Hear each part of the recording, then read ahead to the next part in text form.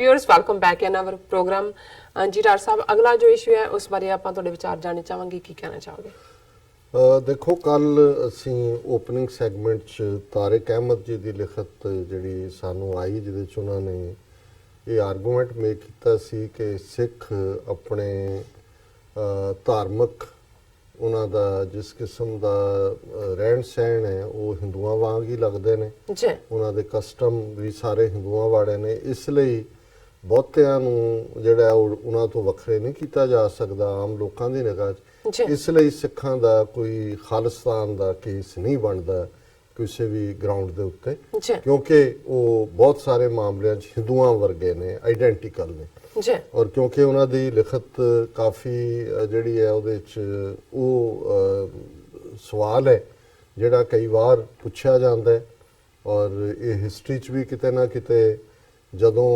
19वीं सदी के अखीर 1898 भाई कान सिंह नाभा जोड़े वड्डे स्कॉलर हुए उन्होंने किताब लिखी हम हिंदू नहीं तो ज़ाहिर है बेशक इस गल नूं 125 साल या 120 साल हो गए ने उदों भी ये आर्गूमेंट बड़ा कन्विंसिंगली सामने आया कि बई किवें हिंदू अक्सरीयत सिखां नूं अपने विच जज़ब करना चाहती है।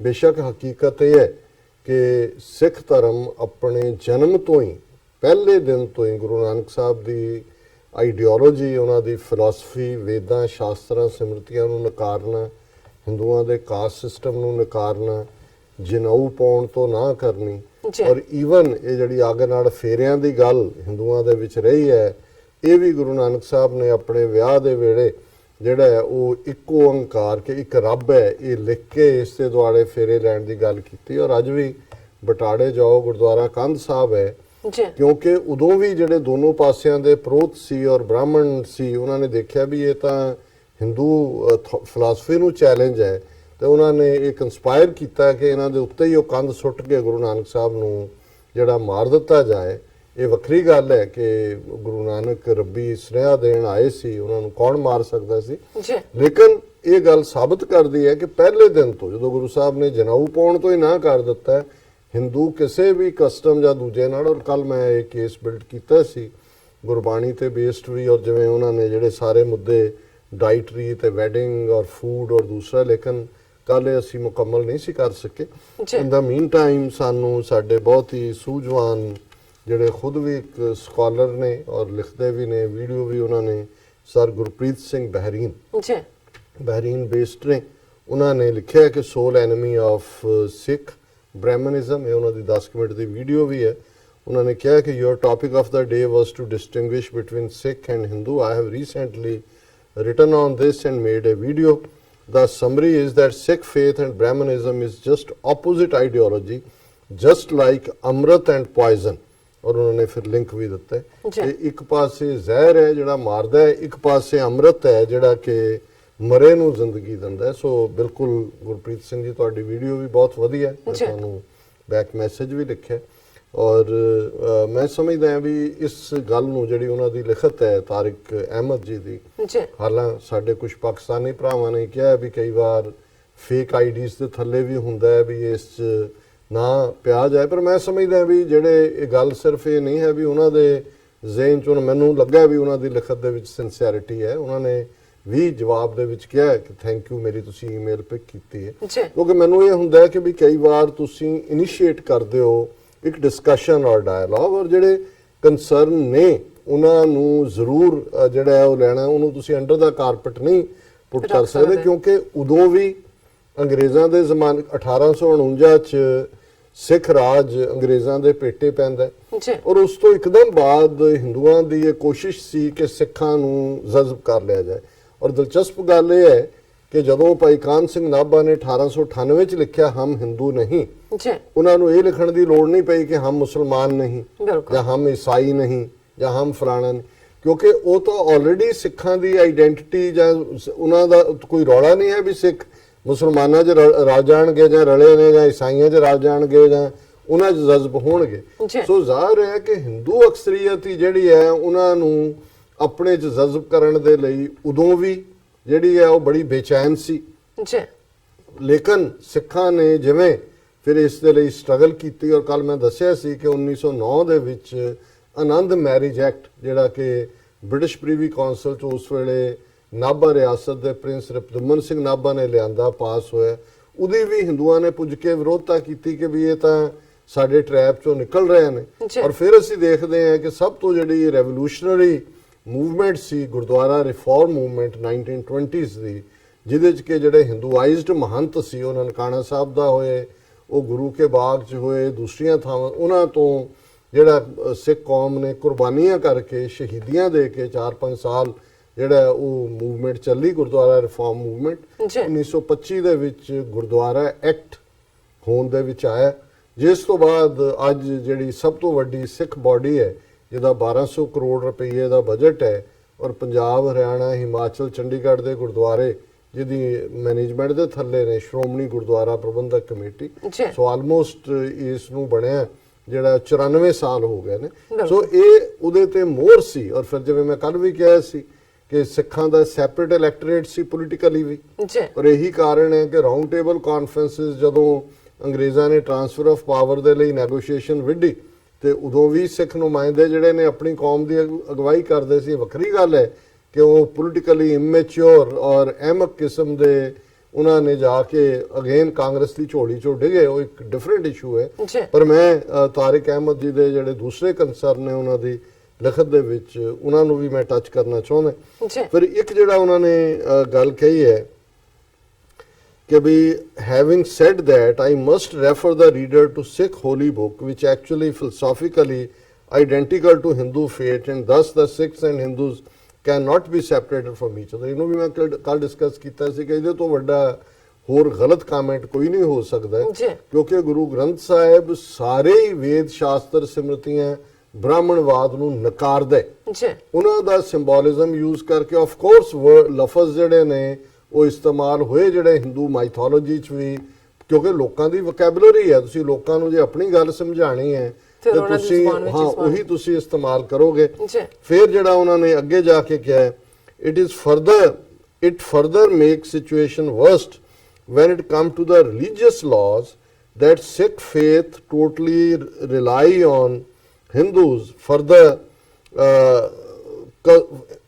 rely on Hindu customs or in British rule called dharma, and Sikhs due to lack of its own religious laws never made any demand throughout the history of Sikh faith to be treated separate from Hindu faith, and the result is today that many Sikhs like Dr. Amarjit Singh cannot convince majority Sikhs that they should consider different from Hindus। ਇਹ ਵੀ ਤਾਰਕ ਸਾਹਿਬ ਤੁਹਾਡੀ statement ਠੀਕ ਨਹੀਂ ਹੈ। ਸਿੱਖਾਂ ਨੇ British period 'ਚ senses 'ਚ ਵੀ ਉਹ ਅਲੱਗ ਸੀ, ਸੈਪਰੇਟ ਇਲੈਕਟੋਰੇਟ ਵੀ ਸੀ, ਮੈਰਿਜ ਲਾਅ ਵੀ ਸੈਪਰੇਟ ਸੀ, ਗੁਰਦੁਆਰੇ ਵੀ ਸੈਪਰੇਟ ਬਣੇ, ਜਿਹੜੀ ਮੈਨੇਜਮੈਂਟ ਅਕਾਲੀ ਮੂਵਮੈਂਟ ਦੇ ਥੱਲੇ ਆਈ। ਬਾਕੀ ਕਿਹੜਾ ਹਿੰਦੂ ਸ਼ਾਸਤਰ ਜਾਂ ਹਿੰਦੂ ਕਸਟਮ ਜੋ ਸਾਡੇ ਰਿਲੀਜੀਅਸ ਲਾਅ ਨੂੰ ਜਿਹੜਾ ਉਹ ਬਣਾਉਂਦੇ ਨੇ, ਸਿੱਖਾਂ ਨੇ ਆਫਟਰ, ਹਾਲਾਂਕਿ ਸਿੱਖ ਸੈਪਰੇਟ ਸਾਡੀ ਆਪਣੀ ਮਰਿਆਦਾ ਜਿਹਦੇ ਲਈ ਅਸੀਂ ਕੋਡ ਲਈ ਲਫ਼ਜ਼ ਸਿੱਖਾਂ ਦੇ ਵਿੱਚ ਰਹਿਤ ਮਰਿਆਦਾ ਇਸਤੇਮਾਲ ਕੀਤਾ ਜਾਂਦਾ, ਇਹਦਾ ਮਤਲਬ ਡਿਸਪਲਿਨ ਹੈ, ਕੋਡ ਹੈ, ਲਾਅ ਹੈ, ਸਾਡਾ ਆਪਣਾ ਰਿਲੀਜੀਅਸ ਕੋਡ ਹੈ, ਇੱਕ ਗੁਰੂ ਗ੍ਰੰਥ ਸਾਹਿਬ ਚੋਂ ਇਨ ਜਨਰਲ ਹੈ, ਫਿਰ ਸਿੱਖ ਰਹਿਤ ਮਰਿਆਦਾ ਹੈ ਜਿਹਨੂੰ ਇਵੈਂਚੁਅਲੀ ਕੋਡੀਫਾਈ ਬਿਟਵੀਨ 1920 ਐਂਡ 1940s 20-25 ਸਾਲ ਦੀ ਡਿਬੇਟ ਬਾਅਦ ਸਿੱਖ ਰਹਿਤ ਮਰਿਆਦਾ ਜਿਹੜੀ ਅੱਜ ਸਾਰੇ ਗੁਰਦੁਆਰਿਆਂ ਦੇ ਵਿੱਚ ਜਿਸ ਨੇਮ ਦੇ ਤਹਿਤ ਸਾਰੇ ਕਸਟਮ ਕੀਤੇ ਜਾਂਦੇ ਨੇ, ਔਰ ਈਵਨ ਜਿਹੜਾ ਢਾਂਚਾ ਹੈ ਰਿਲੀਜੀਅਸ ਲੈਵਲ ਦੇ ਉੱਤੇ ਸੰਗਤ ਫਾਈਨਲ ਹੈ, 5 ਪਿਆਰਿਆਂ ਦੀ ਇੰਸਟੀਟਿਊਸ਼ਨ ਹੈ ਜਿਹਦੇ ਚ ਕਿ 5 ਜਿਹੜੇ ਨੇ ਉਹ ਡਿਸਾਈਡ ਕਰਦੇ ਨੇ। ਫਿਰ ਅਕਾਲ ਤਖਤ ਹੈ, ਜਿਸ ਅਕਾਲ ਤਖਤ ਨੂੰ ਭਾਰਤੀ ਫੌਜ ਨੇ ਟੈਂਕਾਂ ਤੋਪਾਂ ਨਾਲ ਢਾਇਆ, ਕਿਉਂਕਿ ਉਹਨਾਂ ਨੂੰ ਸੀ ਕਿ ਇੱਕ ਮੁਲਕ ਦੇ ਵਿੱਚ 2 ਤਖਤ ਕਿਵੇਂ ਹੋ ਸਕਦੇ ਨੇ, ਇੱਕ ਦਿੱਲੀ ਤਖਤ ਹੈ, ਇੱਕ ਅਕਾਲ ਤਖਤ ਹੈ। ਪਰ ਸਿੱਖਾਂ ਨੇ ਨਾ ਸਿਰਫ ਉਸ ਅਕਾਲ ਤਖਤ ਦੀ,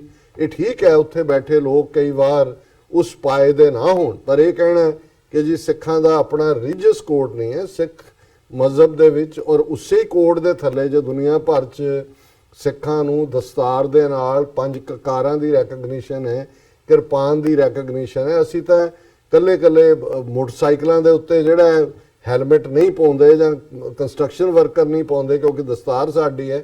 ਜੇ ਤੁਹਾਡਾ ਰਿਲੀਜੀਅਸ ਕੋਡ ਨਾ ਹੁੰਦਾ, ਹਿੰਦੂਆਂ 'ਚ ਕਿੱਥੇ ਲਿਖਿਆ ਹੋਇਆ ਹੈ ਜਾਂ ਹਿੰਦੂਆਂ ਦੇ ਨਾਲ ਤਾਂ ਕੋਈ ਸੰਬੰਧ ਹੀ ਨਹੀਂ ਹੈ। ਸੋ ਇਹ ਮੈਂ ਸਮਝਦਾ ਵੀ ਤੁਹਾਡੀ ਬਹੁਤ ਅਗਿਆਨਤਾ ਹੈ, ਤੁਸੀਂ ਇਵੇਂ ਸਾਰਿਆਂ ਨੂੰ ਦੇਖਦੇ ਹੋ। ਫਿਰ ਉਹਨਾਂ ਨੇ ਕਿਹਾ ਜੀ ਵੀ ਸਾਡੇ ਵਰਗੇ ਕਨਵਿੰਸ ਇਹ ਨਹੀਂ ਹੈ, ਇਹ ਕਈ ਵਾਰ ਵਕਤ ਹੁੰਦਾ ਹੈ। ਤੁਸੀਂ ਜੇ 84 ਤੋਂ ਬਾਅਦ ਦਾ ਪੀਰੀਅਡ ਦੇਖੋ, ਕੌਮ ਖੜੀ ਸੀ, ਫਿਰ ਜੇ ਇੱਕ ਜਨਰੇਸ਼ਨ ਜਿਹਦੀ ਮਾਰ ਦਿੱਤੀ। ਮੈਂ ਅੱਜ ਹੀ ਸੁਣ ਰਿਹਾ ਸੀ ਤਰਨਤਾਰਨ ਦੇ ਇੱਕ ਬਜ਼ੁਰਗ ਬਾਬੇ ਨੂੰ, ਜਿੱਥੋਂ ਖਡੂਰ ਸਾਹਿਬ ਸੀਟ ਤੋਂ ਬੀਬੀ ਪਰਮਜੀਤ ਕੌਰ ਖਾਲੜਾ ਖੜੇ ਨੇ ਐਮਪੀ ਲਈ, ਉਹਨਾਂ ਨੂੰ ਪੁੱਛਿਆ ਵੀ ਤੁਹਾਡੇ ਪਿੰਡਾਂ ਦਾ ਕੀ ਹਾਲ ਹੈ। ਉਹਨੇ ਕਿਹਾ ਜੀ ਇੱਕ ਸਾਡੀ ਨਸਲ ਮਾਰ ਦਿੱਤੀ ਹਕੂਮਤ ਨੇ ਖਾੜਕੂ ਕਹਿ ਕੇ, ਦੂਜੀ ਨਸ਼ਿਆਂ ਦੇ ਹਵਾਲੇ ਕਰ ਦਿੱਤੀ, ਤੇ ਤੀਜੀ ਜੰਮਣੀ ਨਹੀਂ, ਕਿਉਂਕਿ ਇਹ ਨਸ਼ਈ ਜਿਹੜੇ ਨੇ ਇਹ ਤਾਂ ਔਲਾਦ ਜੰਮਣ ਜੋਗੇ ਹੀ ਨਹੀਂ ਛੱਡੇ ਉਹਨਾਂ ਨੇ। ਸੋ ਮਤਲਬ ਇੱਕ ਪਾਸੇ ਜਿੱਥੇ ਅਸੀਂ 3 ਜਨਰੇਸ਼ਨਾਂ, 2 ਜਿਹੜੀਆਂ ਨੇ, ਇੱਕ ਮਾਰੀ ਆ ਉਹਨਾਂ ਨੇ, ਦੂਜੀ ਅਦਰਵਾਈਜ਼ ਹੈ, ਔਰ ਪੰਜਾਬ ਦੇ ਵਿੱਚ ਤੇਜ਼ੀ ਨਾਲ ਸਪਰਮ ਬੈਂਕ ਖੁੱਲ ਰਹੇ ਨੇ ਭਈਏ ਔਰ ਦੂਜੇ ਜਿਹੜੇ ਨੇ, ਕਿਉਂਕਿ ਜ਼ਾਹਰ ਹੈ ਨਸ਼ੇ ਔਰ ਡਰੱਗਸ ਔਰ ਦੂਜੇ ਤੀਜੇ ਦਾ ਅੱਗੋਂ ਕੀ ਇੰਪੈਕਟ ਹੈ। ਸੋ ਅਸੀਂ, ਔਰ ਜੇ ਇੰਨਾ ਹੀ ਅਸੀਂ ਹਿੰਦੂਆਂ ਦਾ ਹਿੱਸਾ ਹੁੰਦੇ ਤੇ ਫਿਰ ਤੁਸੀਂ ਨਸਲਕੁਸ਼ੀ ਤੋਂ ਬਾਅਦ ਨਸਲਕੁਸ਼ੀ ਨਹੀਂ ਕਰਦੇ। ਗੱਲ ਕੱਲੀ ਡਾਕਟਰ ਅਮਰਜੀਤ ਸਿੰਘ ਦੇ ਕਿਸੇ ਨੂੰ ਕਨਵਿੰਸ ਕਰਨ ਦੀ ਨਹੀਂ ਹੈ ਕਿ ਬਈ ਖਾਲਿਸਤਾਨ ਚਾਹੀਦਾ ਹੈ ਕਿ ਨਹੀਂ ਚਾਹੀਦਾ। ਉੱਥੋਂ ਦੇ ਹਾਲਾਤ ਜਿਹੜੇ 1.5 ਲੱਖ ਮਰੇ ਨੇ, ਉਹਨਾਂ ਹੀ ਮਾਵਾਂ ਨੇ ਜੰਮੇ, ਉਹਨਾਂ ਚੋਂ ਹੀ ਨਿਕਲੇ, ਅੱਜ ਵੀ ਖਲੋਤੇ ਹੋਏ ਨੇ। ਦੁਨੀਆ ਭਰ ਦੇ ਵਿੱਚ ਸਿੱਖ ਇੱਕ ਨੈਟਵਰਕ ਜਿਹੜਾ ਹੈ, ਆਪਣੀ ਛੋਟੀ ਮਾਈਨੋਰਟੀ ਹੁੰਦਿਆਂ ਹੋਇਆਂ ਵੀ ਅਸੀਂ ਆਪਣੀ ਕੌਮੀ ਆਜ਼ਾਦੀ ਦੀ ਗੱਲ ਨੂੰ ਅੱਗੇ ਤੋਰ ਰਹੇ ਹਾਂ। ਫਿਰ ਉਹਨਾਂ ਦਾ ਇਹ ਕਹਿਣਾ, it is important to understand lack of religious penal code make any faith dependent on others and ends up losing its self recognition and ends up in books of history। ਇਹ ਤਾਰਕ ਸਾਹਿਬ ਠੀਕ ਨਹੀਂ ਹੈ ਗੱਲ। ਸਾਡਾ ਆਪਣਾ ਰਿਲੀਜੀਅਸ ਪਾਰਟ ਵੀ, ਔਰ ਮੈਂ ਇੱਕ ਕੁਦਰਤੀ ਜਦੋਂ ਮੈਂ ਐਤਕੀ ਟਰੈਵਲ ਕੀਤਾ ਹੈ ਨਿਊਯਾਰਕ ਤੋਂ ਕੈਲੀਫੋਰਨੀਆ, ਤਾਂ ਮੈਨੂੰ ਕਿਸੇ ਨੇ ਉਹ ਕਿਤਾਬ ਦਿੱਤੀ ਸੀ ਜ਼ਫਰਨਾਮਾ, ਜਿਹੜੀ 10ਵੇਂ ਪਾਤਸ਼ਾਹ ਨੇ ਜ਼ਫਰ ਫਤਿਹ ਨੂੰ ਕਹਿੰਦੇ ਨੇ, ਨਾਮਾ ਲਿਖਤ ਹੈ। ਔਰੰਗਜ਼ੇਬ ਨੂੰ ਚਿੱਠੀ ਲਿਖੀ ਸੀ, ਫਤਿਹ ਦੀ ਚਿੱਠੀ, ਔਰ ਉਹ ਇੱਕ ਹਿਸਟੋਰੀਕਲ ਡਾਕੂਮੈਂਟ ਹੈ ਪਰਸ਼ੀਅਨ ਦੇ ਵਿੱਚ। ਉਹਦੇ 111 ਸ਼ੇਅਰ ਨੇ। ਔਰ ਇੱਥੇ ਅਮਰੀਕਾ ਦੇ ਵਿੱਚ ਜਿਹੜਾ ਇੰਡੀਆ ਦਾ ਐਂਬੈਸਡਰ ਰਿਹਾ ਹੈ ਸਰਨਾ, ਨਵਜੋਤ ਸਰਨਾ, ਹੁਣੇ ਹੀ ਉਹ ਬਦਲਿਆ, ਹੁਣ ਕੋਈ ਹੋਰ ਆਇਆ, ਔਰ ਲੰਬਾ ਵਕਤ 2 ਟਰਮਸ ਉਹਨੂੰ ਦਿੱਤੀਆਂ। ਉਹ ਇੱਕ ਸਕਾਲਰਲੀ ਬੰਦਾ ਵੀ ਸੀ, ਹਾਲਾਂ ਇੰਡੀਅਨ ਗਵਰਨਮੈਂਟ ਨੂੰ ਹੀ ਦੀ ਨੁਮਾਇੰਦਗੀ ਕਰਦਾ ਸੀ। ਹੁਣ ਉਹਨੇ ਨਵਤੇਜ ਸਰਨੇ ਨੇ ਜ਼ਫਰਨਾਮੇ ਦਾ, ਕਿਉਂਕਿ ਪਰਸ਼ੀਅਨ ਜਾਂ ਇੰਗਲਿਸ਼ ਟਰਾਂਸਲੇਸ਼ਨ ਕੀਤਾ, ਔਰ ਉਹੀ ਬੁਕਲੇਟ ਸੀ। ਮੈਂ ਜਾਂਦਿਆਂ 111 ਸ਼ੇਅਰ, ਹਾਲਾਂ ਮੈਂ ਪੜ੍ਹਿਆ ਹੋਇਆ ਉਹਨਾਂ ਨੂੰ ਇਨ ਓਰੀਜਨਲ ਵੀ, ਪਰ ਮੈਨੂੰ ਲੱਗਾ, ਮੈਂ ਕਿਹਾ ਇੱਕ ਸਰਕਾਰੀ ਸਟੂਜ ਜਿਹੜਾ ਇੱਥੇ ਰਿਪਰੈਜ਼ੈਂਟ ਕਰਦਾ ਰਿਹਾ ਇੰਡੀਆ ਨੂੰ, ਕਿਸੇ ਮਨਮੋਹਨ ਸਿੰਘ ਦੇ ਵੇਲੇ ਫੋਰਨ ਆਫਿਸ ਜਿਹੜਾ ਫੋਰਨ ਮਿਨਿਸਟਰੀ ਦਾ ਸਪੋਕਸਪਰਸਨ ਸੀ, ਵੀ ਉਹਨੇ ਕਿਵੇਂ ਉਹਨੂੰ ਇੰਟਰਪ੍ਰੀਟ ਕੀਤਾ ਜ਼ਫਰਨਾਮੇ ਨੂੰ, ਵੀ ਉਹਦੇ ਵਿੱਚ ਕੋਈ ਗੜਬੜ ਤਾਂ ਨਹੀਂ ਕੀਤੀ। ਔਰ ਮੈਨੂੰ ਹੈਰਾਨੀ ਹੋਈ ਕਿ ਵੀ ਉਹਨੇ ਠੀਕ ਇੰਟਰਪ੍ਰੀਟ ਕੀਤਾ ਜਿਹੜਾ ਸ਼ੇਅਰ। ਮੈਂ ਖਾਸ ਤੌਰ ਤੇ ਜਾ ਕੇ ਦੇਖਿਆ ਵੀ ਉਹਨੇ ਕਿਵੇਂ ਟਰਾਂਸਲੇਟ ਕੀਤਾ। ਔਰ ਇਹ 95 ਨੰਬਰ ਸ਼ੇਅਰ ਹੈ ਜ਼ਫਰਨਾਮੇ ਦਾ, ਜਿਹਦੇ ਚ ਗੁਰੂ ਗੋਬਿੰਦ ਸਿੰਘ ਸਾਹਿਬ ਔਰੰਗਜ਼ੇਬ ਨੂੰ ਐਡਰੈਸ ਕਰ ਰਹੇ ਨੇ। ਮਨਮ ਕੁਸ਼ਤਨਮ ਕੋਹਿਆ ਬੁੱਤ ਪ੍ਰਸਤ ਕੀਆਂ ਬੁੱਤ ਪ੍ਰਸਤੰਦ ਮਾਂ ਬੁੱਤ ਸ਼ਿਕਸਤ। ਹੁਣ ਗੁਰੂ ਸਾਹਿਬ ਨੇ ਔਰੰਗਜ਼ੇਬ ਨੂੰ ਕਿਹਾ ਵੀ ਮੈਂ ਪਹਾੜੀ ਰਾਜਿਆਂ ਦੇ ਖਿਲਾਫ ਲੜਦਾ ਰਿਹਾ, ਇਹਨਾਂ ਨੂੰ ਸਜ਼ਾਵਾਂ ਵੀ ਦੇਣ ਤੱਕ ਹੈ, ਕਿਉਂਕਿ ਇਹ ਬੁੱਤ ਪ੍ਰਸਤ ਨੇ, ਇਹ ਬੁੱਤ ਪ੍ਰਸਤੀ ਕਰਦੇ ਨੇ। ਔਰ ਮੈਂ ਮਨਮ ਕੁਸ਼ਤਨਮ ਕੋਹਿਆ ਬੁੱਤ ਪ੍ਰਸਤ ਕਿ ਆ ਬੁੱਤ ਪ੍ਰਸਤਨ ਮਾਂ ਬੁੱਤ ਸ਼ਿਕਸਤ, ਕਿ ਮੈਂ ਬੁੱਤ ਤੋੜਨ ਵਾਲਾ। ਹੁਣ ਡਿਫਰੈਂਸ ਜੇ ਇਹਨੂੰ ਗੁਰੂ ਗੋਬਿੰਦ ਸਿੰਘ ਕਹਿ ਰਹੇ ਨੇ, ਔਰ ਇਹ ਨਵਤੇਜ ਸਰਨੇ ਦੀ ਟਰਾਂਸਲੇਸ਼ਨ ਅੰਗਰੇਜ਼ੀ ਚ, ਤਾਰਕ ਸਾਹਿਬ ਤੁਸੀਂ ਵੀ ਦੇਖ ਲਓ, ਉਹ ਆਪ ਇਹ ਟਰਾਂਸਲੇਟ ਕਰ ਰਿਹਾ Indian ambassador. My fight is with a hilly princess, it is them I kill and slay, for I oppose worship of idols and it's to idols they pray। Exact translation है कि my fight is with the hilly princes, कि मेरी लड़ाई पहाड़ी राजा नाल सी, हिंदू राजे Rajput. It is them I kill and slay, मैं उन्हां नूं ही मारदा सी, उन्हां दे नाल ही मेरी टक्कर सी। क्यों? For I oppose worship of idols, कि जिहड़ा गुरु नानक दा घर है, मेरी ਜਿਹੜੀ ਉਪਦੇਸ਼ ਹੈ ਉਹ ਬੁੱਤ ਪ੍ਰਸਤੀ ਦੇ ਖਿਲਾਫ ਹੈ। ਬੁੱਤਾਂ ਦੀ ਪੂਜਾ ਅਸੀਂ ਨਹੀਂ, ਅਸੀਂ ਉਹਨੂੰ ਐਂਡ ਇਟਸ ਟੂ ਆਈਡਲਸ ਦੇ ਪ੍ਰੇ, ਤੇ ਉਹ ਨੇ ਜਿਹੜੇ ਬੁੱਤ ਪ੍ਰਸਤ ਨੇ। ਹੁਣ ਜੇ ਉਹਨਾਂ ਦਾ ਜਿਹੜਾ ਹਾਈ ਕਮਿਸ਼ਨਰ, ਉਹਨਾਂ ਦਾ ਐਂਬੈਸਡਰ ਹੈ, ਉਹ ਕੋਟ ਕਰ ਰਿਹਾ ਹੈ ਕਿ ਵੀ ਲੜਾਈ ਲਾਈਨਸ ਤਾਂ ਉਦੋਂ ਦੀਆਂ ਡਰਾ ਹੋਈਆਂ ਹਿੰਦੂਆਂ ਦਾ ਅਸੀਂ ਕਿਵੇਂ ਹਿੱਸਾ ਹੋਏ ਜਾਂ ਕਿਵੇਂ ਆਈਡੈਂਟੀਕਲ ਹੋਏ ਹਿੰਦੂਆਂ ਨਾਲ। ਗੁਰੂ ਗੋਬਿੰਦ ਸਿੰਘ ਕਹਿੰਦੇ ਨੇ ਕਿ ਉਹ ਬੁੱਤ ਪ੍ਰਸਤ ਨੇ, मैं बुतो शिकन है, तोड़ने वाले, और यही मेरी इन्हां दे नाल लड़ाई है। फिर अपने तारिक साहब अगों कहंदे ने the problem is with in and to my knowledge in absence of a Sikh religious criminal jurisprudence will always keep the Sikhs forever under the Hindu umbrella, no matter how anyone may see it. I have already responded ਕੀਤਾ ਹੈ। The problem continues as far as you can see. So ਹੁਣ ਉਹਨਾਂ ਨੇ ਆਪਣਾ ਸੁਝਾਅ ਦਿੱਤਾ as a well ਵੇ। ਉਹਨਾਂ ਨੇ ਕਿਹਾ ਜੀ ਤੁਹਾਡਾ ਕੇਸ ਨਹੀਂ ਬਣਦਾ, ਔਰ ਮੈਂ ਦੱਸ ਦਿਆਂ ਕਿ ਸਾਡਾ ਕੇਸ ਹੀ ਮਜ਼ਹਬ ਤੇ ਬੇਸਡ ਬਣਦਾ। ਅਸੀਂ ਤੀਸਰੀ ਧਿਰ ਸੀ ਟ੍ਰਾਂਸਫਰ ਆਫ ਪਾਵਰ ਵੇਲੇ 47 ਚ। ਸਾਡੇ ਨੁਮਾਇੰਦਿਆਂ ਨੇ ਇੰਡੀਅਨ ਕਨਸਟੀਟਿਊਸ਼ਨ ਨੂੰ ਨਹੀਂ ਮੰਨਿਆ, ਸਾਈਨ ਨਹੀਂ ਕੀਤੇ। 1849 ਤੱਕ ਸਾਡੀ ਹਕੂਮਤ ਸੀ ਉਸ ਖਿੱਤੇ ਦੇ ਇੱਕ ਹਿੱਸੇ ਤੇ, ਜਿਸ ਨੂੰ ਸਰਕਾਰੇ ਖਾਲਸਾ ਜੀ ਉਹ ਕਹਿੰਦੇ ਸੀ। ਔਰ ਸਾਡੀ ਹੋਂਦ ਜਿਹੜੀ ਹੈ ਐਜ਼ ਏ ਜਦੋਂ ਤੁਸੀਂ ਜਿਸ ਬਿਨਾ ਤੇ ਇਜ਼ਰਾਈਲ ਬਣਿਆ ਜਾਂ ਪਾਕਿਸਤਾਨ ਬਣਿਆ ਉਹੀ ਬਿਨਾ 47 ਦੀ ਸਾਡੀ ਲੀਡਰਸ਼ਿਪ ਜ਼ਰੂਰ ਕਸੂਰਵਾਰ ਹੈ, ਪਰ ਰਿਲੀਜੀਅਸ ਐਲੀਮੈਂਟ ਐਸਾ ਕੋਈ ਨਹੀਂ ਜਿਹੜਾ ਸਾਨੂੰ ਹਿੰਦੂਆਂ ਦੇ ਨਾਲ ਬਾਈਂਡ ਕਰਦਾ ਹੈ। ਔਰ ਇਸ 'ਚ ਉਹਨਾਂ ਨੇ ਜਿਹੜਾ ਫਿਰ ਕੇਸ ਬਣਾਇਆ, ਉਹਨਾਂ ਨੇ ਕਿਹਾ ਕਿ ਵੀ ਤੁਸੀਂ ਇਹ ਕਰ ਸਕਦੇ ਹੋ ਕਿ ਵੀ ਤੁਹਾਡਾ ਧਰਮ ਤੇ ਬੇਸਡ ਕੇਸ ਨਹੀਂ ਬਣਦਾ। ਸੋ the other basis could serve better for a separate country or a state within state of Indian Punjab ask for its revenue on water and electric power and make this matter purely a financial and language base, but the name Khalistan may have to change to East Punjab. I spent a lot of time to read and understand the two great faiths in subcontinent, Hindus and Sikhs, and my conclusion is as above, which I must say is not an enhanced research but a simple study of my surroundings and few articles written on Hindu and Sikh history. So ਤਾਰਿਕ ਸਾਹਿਬ ਸ਼ੁਕਰੀਆ, ਉਹਨਾਂ ਨੇ admit ਕੀਤਾ ਹੈ ਵੀ ਉਹਨਾਂ ਨੇ ਜੁਨੀ ਥੋੜੀ ਬਹੁਤ research ਕੀਤੀ, ਕੁਝ ਆਰਟੀਕਲਸ ਪੜ੍ਹੇ, ਉਹਦੇ ਤੇ ਬੇਸਡ ਹੋ ਐਵੇਂ ਸੋਚਦੇ ਨੇ। ਔਰ ਉਹਨਾਂ ਨੇ ਇੱਕ ਐਜ਼ ਏ ਵੈਲ ਵਿਸ਼ਰ ਕਿਹਾ ਵੀ ਜੇ ਪੰਜਾਬ ਈਸਟ ਪੰਜਾਬ ਦੇ ਤੌਰ ਤੇ ਕਿਉਂਕਿ river water revenue based case build ਕਰੇ ਜਾਂ ਲੈਂਗੁਏਜ ਬੇਸਡ ਕਰੇ। ਸੋ ਮੈਂ ਸਮਝਦਾ ਹਾਂ ਕਿ ਵੀ ਆਲਰੇਡੀ ਜਦੋਂ 1950 ਚ ਸਿੱਖਾਂ ਨੇ ਪੰਜਾਬੀ ਸੂਬਾ ਐਜੀਟੇਸ਼ਨ ਸ਼ੁਰੂ ਕੀਤੀ, ਉਦੋਂ ਵੀ ਯਤਨ ਇਹ ਸੀ ਕਿ ਲੈਂਗੁਏਜ ਦੇ ਉੱਤੇ ਬੇਸਡ ਜਿਹੜੀ ਰੀਆਰਗੇਨਾਈਜੇਸ਼ਨ ਹੈ ਉਹਦੇ ਥੱਲੇ ਸਾਡਾ ਮਜ਼ਹਬ, ਸਾਡੀ ਤਹਿਜ਼ੀਬ, ਸਿੱਖ ਫਿਲਾਸਫੀ, ਸਿੱਖ ਫੇਥ ਸਿਕਿਉਰ ਹੋ ਸਕੇ। ਪਰ ਅਨਫੋਰਚੂਨੇਟਲੀ ਪੰਜਾਬ ਦੇ ਹਿੰਦੂਆਂ ਨੇ ਆਪਣੀ ਮਾਂ ਬੋਲੀ ਹਿੰਦੀ ਲਿਖਾਈ। ਨਤੀਜੇ ਦੇ ਤੌਰ ਤੇ ਜਦੋਂ ਰੀਆਰਗੇਨਾਈਜੇਸ਼ਨ ਹੋਈ ਪੰਜਾਬ ਦੀ, ਤੇ ਸਿਰਫ ਉਹੀ ਹਿੱਸਾ ਪੰਜਾਬ ਦਾ ਹਿੱਸਾ ਰਹਿ ਗਿਆ ਜਿੱਥੇ ਸਿੱਖ ਮੈਜੋਰਿਟੀ 'ਚ ਸੀ। ਔਰ ਅੱਜ 50,300 ਸਕੁਅਰ ਕਿਲੋਮੀਟਰ ਟੈਰੀਟਰੀ ਜਿਹੜੀ ਹੈ ਉਹਦੇ 'ਚ ਲਗਭਗ 70% ਦੀ ਮੈਜੋਰਿਟੀ ਸਿੱਖਾਂ ਦੀ ਹੈ, ਭਾਵੇਂ ਸੈਂਸਸ ਫਿਗਰਸ ਉਹਨੂੰ 2-4% ਘਟਾ ਦਿੰਦੇ ਨੇ। ਸੋ ਜ਼ਾਹਰ ਹੈ ਪਾਣੀਆਂ ਦੇ ਮੁੱਦੇ ਦੇ ਉੱਤੇ ਵੀ, ਕਿਉਂਕਿ ਆਲਰੇਡੀ ਇੰਡੀਆ ਨੇ ਉਹ ਐਕਟ ਬਣਾ ਕੇ ਆਪਣੇ ਕਨਸਟੀਟਿਊਸ਼ਨ ਨੂੰ ਵਾਇਓਲੇਟ ਕਰਕੇ ਉਹਨਾਂ ਨੇ ਜਿਹੜੇ article 78, 79, 80 Punjab reorganisation act insert ਕੀਤੇ। ਉਹਦੇ 'ਚ ਉਹਨਾਂ ਨੇ ਇੰਟਰਨੈਸ਼ਨਲ ਰਾਈਪੇਰੀਅਨ ਲਾਅ ਦੀਆਂ ਧੱਜੀਆਂ ਉਡਾਉਂਦੇ ਆ ਔਰ ਆਪਣੇ ਕਨਸਟੀਟਿਊਸ਼ਨ ਦੀਆਂ ਧੱਜੀਆਂ ਉਡਾਉਂਦੇ ਆ। ਭਾਖੜਾ ਬਿਆਸ ਮੈਨੇਜਮੈਂਟ ਬੋਰਡ ਬਣਾ ਕੇ ਪੰਜਾਬ ਦੇ ਰਿਵਰਸ ਤੇ ਕਾਬੂ ਕੀਤਾ। ਔਰ since then lot of not water, blood has flown through the rivers of Punjab.